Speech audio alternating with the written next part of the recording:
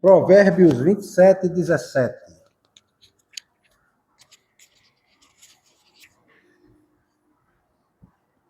Na versão Almeida, revista atualizada, diz assim: com o ferro se afia, assim o homem a seu amigo.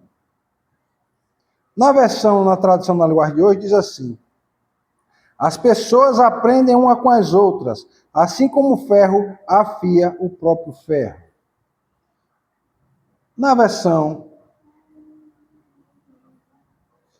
Bíblia Viva, que é uma versão parafraseada, diz assim: como duas lâminas de ferro ficam mais afiadas quando são esfregadas uma contra a outra, assim dois amigos que discutem seus problemas com sinceridade e acabam mais amigos e mais maduros do que antes. E na linguagem contemporânea, que é uma linguagem que traduz a ideia de um texto, diz assim: como o ferro afia o ferro, um amigo a outro amigo. Ele escreve um comentário, eu vou ler aqui depois esse comentário, um pequeno comentário. Mas vamos para o texto. Com o ferro se afia. Assim um homem é seu amigo. Ou seja, esse versículo está fazendo analogia do processo de afiamento do metal com o desenvolvimento humano, na interação com os outros, que é o que a gente está fazendo agora. Então, o que ele está chamando a atenção é nessa formação que se faz nesse confronto de ideias. Que a gente está confrontando ideias. E no confronto de ideias, cada um vai tirando a sua conclusão e vai vai contribuindo com a sua ideia até que todos chegam à conclusão que teoricamente deveria ser a melhor de que o indivíduo, né? Só. Mas chegam a uma conclusão. E essa solução, ela deve ajudar a pessoa a se desenvolver para melhor e não para pior. Só que vejam só, a tendência do ser humano é o quê? É evitar confronto. É a tendência de todos nós, inclusive minha. A gente evita o confronto. Chega uma fase da vida que você não quer mais problema, porque já tem muitos. Né? Mas veja só, na fase em que você está se formando, embora o ser humano nunca deixe de se formar, ele sempre está aprendendo. Essas interações que confrontam você, embora não sejam confortáveis, são elas que levam você a crescer. Tá? E eu digo, a discussão na ideia não é o confronto de chegar às vias de fato, o indivíduo partir para agressão, não é isso não. É que você vai conversando com alguém que vai dizer algo para você que você não tinha parado para perceber, que você naquele momento, vamos pensar assim, eu perdi a discussão, vamos pensar assim, né? Mas você pode olhar para o outro lado que você não perdeu, você ganhou. Ganhou porque você aprende algo que você não sabia, você corrige uma ideia, você se aprimora como indivíduo. Então, nessa interação, você vai se corrigindo. Então, como o ferro afia o ferro, ele dá uma imagem do quê? O que é o ferro, irmão André? É um material duro, né? Resistente, e que ele é útil. A gente faz uma faca, a gente faz um garfo, a gente faz um prato, a gente faz uma estrutura que ajuda a segurar um prédio, né? Que tem ferragem aqui dentro, tem ferro aqui dentro. Então, ele segura. Se não tivesse o ferro aqui, esse prédio caía. O ferro é quem dá sustentação, é quem faz permanecer em pé e de pé. O processo de afiar é o quê? O atrito de um com o outro. É como, por exemplo, o atrito do ferro com a pedra, né? A pedra também afia o ferro, não é interessante? E o ferro, aparentemente, parece ser muito mais duro do que a pedra. Porque você, com um martelo de ferro, você quebra uma pedra.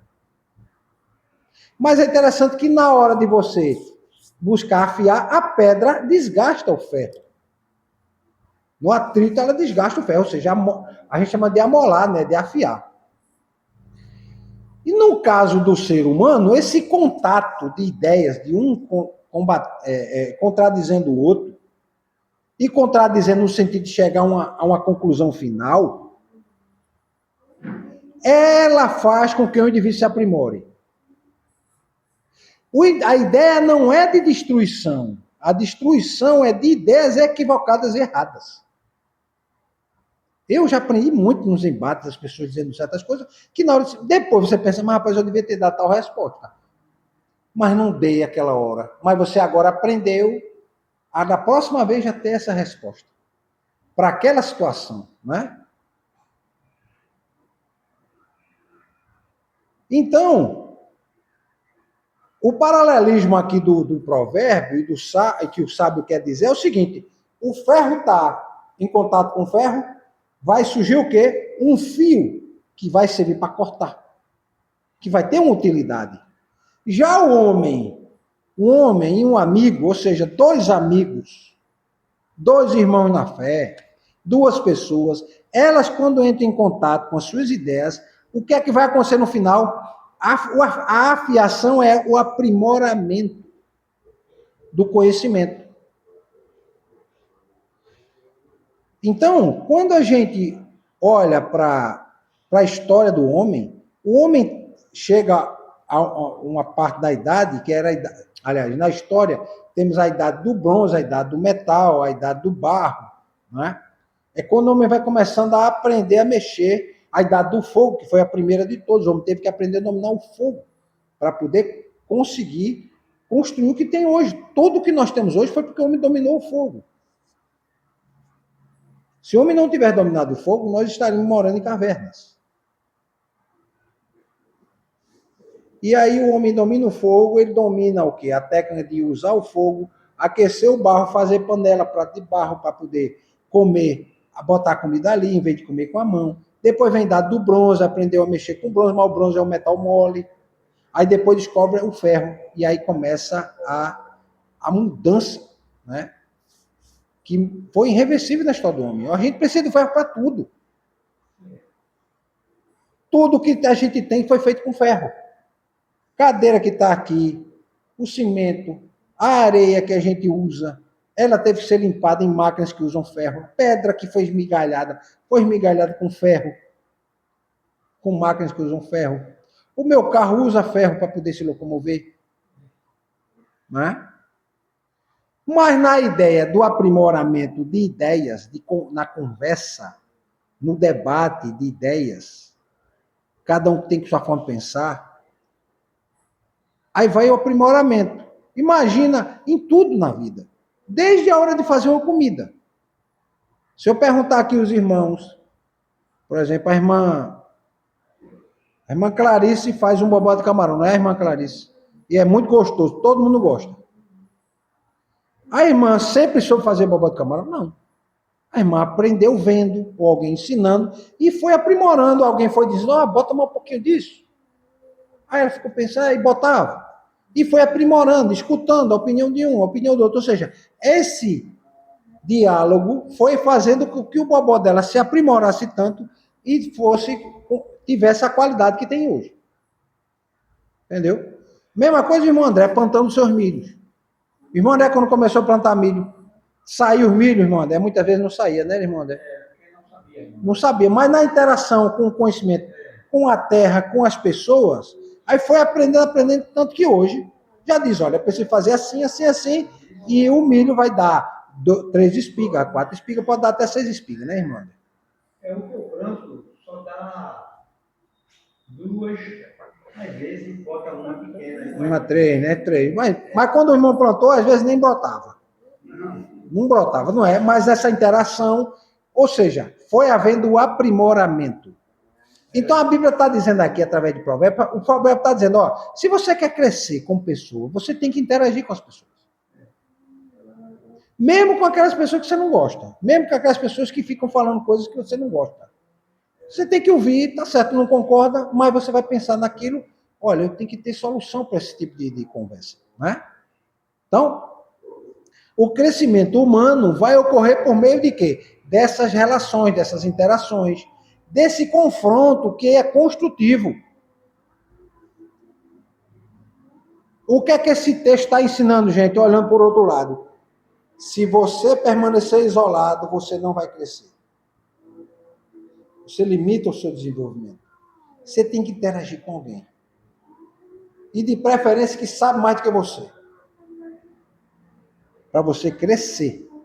Porque quem sabe mais, ele vai trazendo novas ideias, fazendo com que você pare para pensar, e você começa a ter que sofrer um pouco, sofrer no bom sentido. Fazer a cabeça pensar. E pensar dói. Que você para pensar e fica, não sai a resposta. E você fica ali, né? Meu Deus, como resolver esse problema? Como resolver isso aqui? Né? Até que uma hora sai a resposta. Aí você dá uma resposta, não, mas essa ideia não funciona. Aí você vai tentar outra, até que você vê uma ideia que funciona e você melhorou, porque você não sabia dessa ideia e não sabia porque ninguém me confrontou. Então, o confronto é um instrumento para crescimento. E a outra coisa é que uma amizade verdadeira, ela leva você a crescer e a ter responsabilidade. Tanto ele quanto você nessa relação. A responsabilidade de trazer um diálogo que edifique.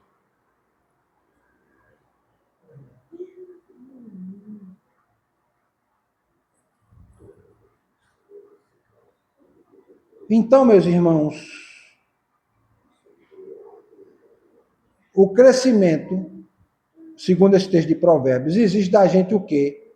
Que as nossas ideias sejam desafiadas. Que o nosso comportamento sejam desafiados. Tem certo comportamento que a gente não pode ter. Que as amizades que são autênticas não são aquelas que só elogiam, não. São aquelas que nos confrontam. Né? Confronto honesto, a correção, aquele que estimula você a aprimorar-se. Tá? E muitas vezes, no primeiro momento, a gente não gosta do confronto. Mas com o passar do tempo, você vai vendo que o confronto foi importante. Só para vocês terem ideia do impacto do confronto. Uma vez eu fui confrontado numa sala de aula com as ideias. E o cara estava confrontando as minhas ideias. Contrárias às minhas. Depois da conversa com ele, eu saí pensando, meu Deus, eu tenho que... Como é que eu vou responder essa situação? Sabe o que surgiu daí? Surgiu um livro. Surgiu o meu livro, meu primeiro livro. Surgiu desse confronto. Surgiu desse confronto. E aí lancei o livro e começou a surgir confrontos e mais confrontos, perguntas e questionamentos. Começou a surgir o seguinte,